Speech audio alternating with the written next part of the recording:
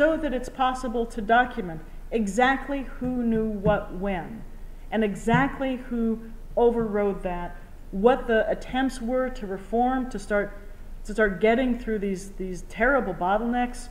Every time a consultant or a UN agency would say, you've got to get things flowing. Here's how we recommend you do it. And then when there's political pressure that's sufficient, the US would say, all right, we'll agree to these reforms. And then a month later, 2 months later, everyone is saying, well, you said that you would do this, and you're not. And it's just astonishing. Who knew how much when? And the answer is, on the US side and the British side, everyone knew every kind of human damage with enormous, credible, constant documentation. And they overrode every attempt to provide any kind of humanitarian relief for 13 years. Yes. Sorry, that email you were previously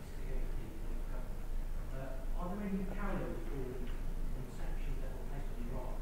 One being placed on the US ones in Iran and the Israel ones in Gaza. Are there any concerns, especially with Gaza children? Yeah, I think there's some very important parallels. I'm very glad you raised that. So they're a little different. They work a little different in each case. I think Israel on Gaza, those sanctions, are really exactly a microcosm of the Iraq sanctions. There was the bombing of infrastructure in December of 2008 and January of 2009, then followed by the blocking of goods. And so that you get exactly this most lethal of combinations.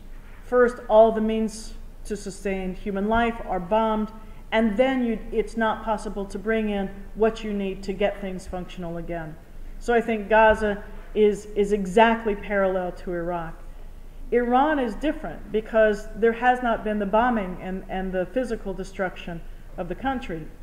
But the thing about Iran is, it looks like Iran is a good example of smart sanctions, of narrowly targeted sanctions, which responds to the ethical concern that was raised after the situation in Iraq, when there was a huge outcry of people saying, how can you do such indiscriminate damage to a civilian population?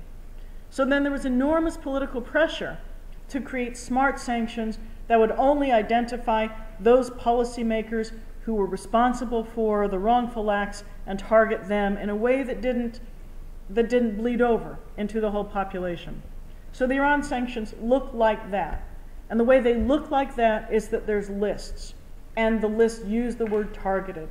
So there's a list attached to the Security Council resolutions of persons and companies. So you think it's very narrow.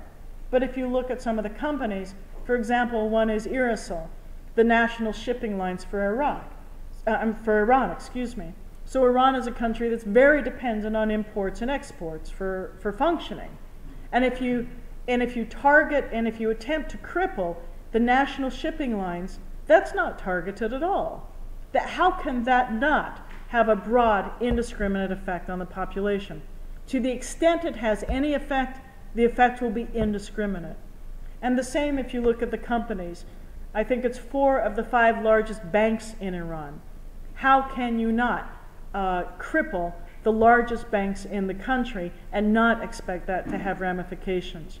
The US sanctions on Iran specifically talk about targeting the oil and gas sector, but that's a quarter of the economy, and that's what is necessary to run everything in a modern industrialized society. So the language appears to be sensitive to this moral issue, and in fact it's not. These are just devices that will invariably do harm to the innocent, and against which the leadership will always be insulated. Yes. Sorry, just to follow up on that, to what extent do you think smart sanctions are viable also? Well, I don't think they are. I think there's a real dilemma with them. And they seem very attractive. You know, it seems like the perfect fix for this morally disastrous project. Well, if you just, make sure that they only go at the right people who are the wrongdoers. But the problem is really the ones that really do impact only the wrongdoers. And I'm using wrongdoers as just meaning the claim made about them when the sanctions are imposed. And whether they're wrongdoers or not is a different matter, but the claim made about them. So, for example, a perfect smart sanction seems to be the personal assets of a dictator who engages in aggression or human rights violations. And if you seize his bank accounts, then that will be a punishment against him, and then you're targeting the right person. But that's very hard to do. Anyone who is smart and corrupt can probably figure out ways to hide their money. So getting the funds of a corrupt dictator is no different in the difficulty than finding assets of drug traffickers or money launderers. So you have this one instance of something that would be morally legitimate and politically legitimate, but it's just not feasible. And if you look at arms embargoes, those become not feasible too. They're very porous. It means in the end that the arms trade goes from being a legal arms trade of small arms to an illicit arms trade, and the prices go up, and on and on and on. For each of the so-called smart sanctions, either it's too trivial to make much difference, so visa bans. A dictator and his family cannot come to Manhattan to go shopping on Fifth Avenue for their Christmas holiday. So if you deprive them of that, why would you change a policy on the basis of something relatively minor? Other things that are larger than that, they're not feasible or they end up being indiscriminate. I just think sanctions are always, well, with one exception that's a very extreme exception, of which South Africa is the model. But other than that, where those who are most hurt call for the sanctions being imposed at their request in conjunction with their project of regime change or democratization. That only happened, as far as I know, in one instance. And all the rest, it is just a device by which the powerful and the wealthy bully and damage and cripple nations that have poor or vulnerable economies. Whether or not all those countries are doing what they should be doing is a different matter, but it is a device of the powerful to be used against and only against the interesting about this. In most ways, the UK did follow the US on this. On all votes on resolutions, I don't think there's any divergence anywhere. On any public positions, I don't think there's any divergence. But on the holds, they did not.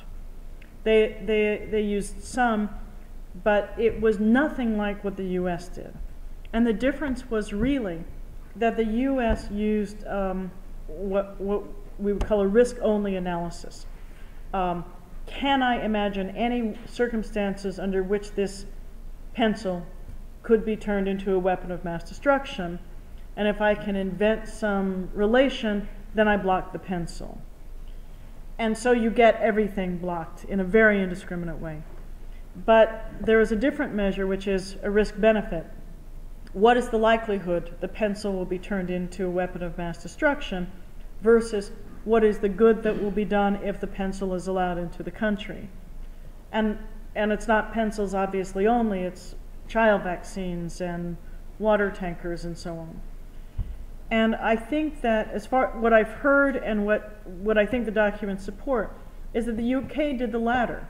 They really did say, is this something that's really necessary and that really does not reasonably pose a threat? And if so, then they would let it through. And they were doing as thorough an analysis of these materials as the US.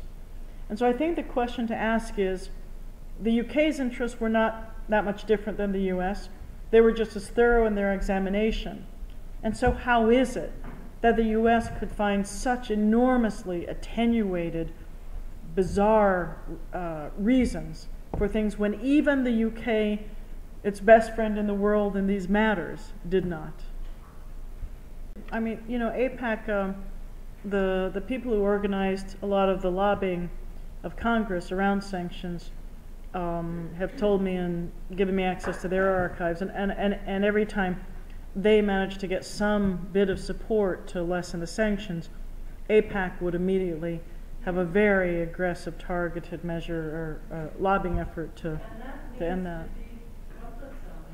But it's also the case, it seems to me very clear that a lot of this was just indifference. And it's an odd thing, but indifference turns out to be a massive driver in this. So if you look at Congress, this was really driven by the 3-4 administrations. But in Congress, so in the course of my research, I downloaded every reference, every use of the word Iraq in the entire congressional record from 1990 to 2003. And then I ran searches and found every hearing in every committee that ever used the word Iraq from 1990 to 2003. So there's a lot. There's about 140 hearings, and then there's, I don't know, 1,000 or a couple thousand uses of the word. There's a lot. And of those, I can tell you that there were a total of, I believe, 6 members of the House of Representatives and 3 senators who ever said anything about the humanitarian impact of sanctions, ever. And of those, most of the, I think all 3 of the senators, or most of them, were from agricultural states, because the U.S. wouldn't allow, even though Iraq was permitted to buy food, the U.S. government wouldn't allow U.S. producers to sell it. So they were lobbying to be allowed so that their constituents could have a market. Several of them were from Michigan, and there's a large Arab American population in Detroit. Not to demean what they accomplished and how strong their positions were. John Conyers was really the leader in all of this, and he's a member of Congress from Detroit. But it is stunning how little concern there is. The thing that just comes out again and again and again, however much information is provided them, however strongly this handful of individuals raises the issue, however strongly their constituents are raising the issue, is they didn't care. They never cared. Both Republicans and Democrats, the leadership of both parties, and regardless of who held control of Congress, it never changed and they never cared.